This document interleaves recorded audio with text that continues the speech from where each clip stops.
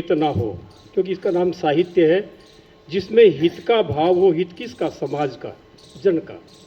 और उस हित के साथ दूसरी एक और आवश्यक जो शर्त है काव्य की, वह है श्रोता या पाठक की जो मनोदशा है उसको रस दशा में पहुंचा दे।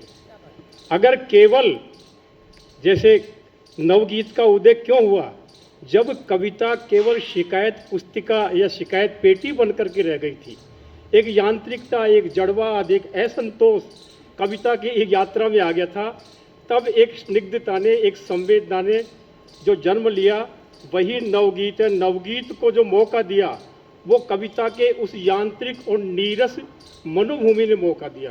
तब नवगीत अपने, तब गीत जो है अपने पुराने कलेवर को छोड़ करके, अब चूंकि गीत शब्द तो ठीक नहीं था तो नव शब्द और विशेषण के रूप में जोड़ा। यद्यपि उसके साथ ही वहाँ चूंकि नाम लिया जाना उचित ही है, उन्होंने कहा था, अज्ञे जी ने यह कह दिया था कि नवगीत गीत कोई साहित्य की, गीत तो साहित्य की गौण विधा है। इतना जब कह दिया तो फिर गीत के स्वराय जो गीतकार थे वो कैसे सहन करते। उन्होंने कहा जो विदेश से आयातित अपनी बैसाखियों पर खड़े हैं, विदेश से आयातित अपनी बैसाखियों पर खड़े हैं, और हम तो भरे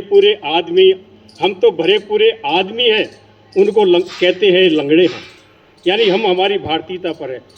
तो गीत के बाद फिर जब एक नीरज की एक पंक्ति आई थी, गीत जब मर जाएंगे तो क्या यहाँ रह जाएगा, एक सिसकता आंसुओं का काफिला रह जाएगा। यदि गीत नहीं है तो कविता का स्वरूप नहीं है, क्योंकि शारदा देवी जो कवियों की उपास्य देवी है, पुस्तक उनके हाथ में, लेकिन दोनों हाथों में वीणा है, और वीणा का आशय यही है कि कुछ झंकार हो। झंकार का अर्थ है मन का निनाद, यही गीत है। तो गीत के पीछे, गीत में, उसमें गीत को नया स्वर देने के लिए नव शब्द आया, तो मैं तो गीत प्रस्तुत करता हूँ, क्योंकि ज़्यादा भेद नहीं कर पाता ये नव गीत है या गीत है।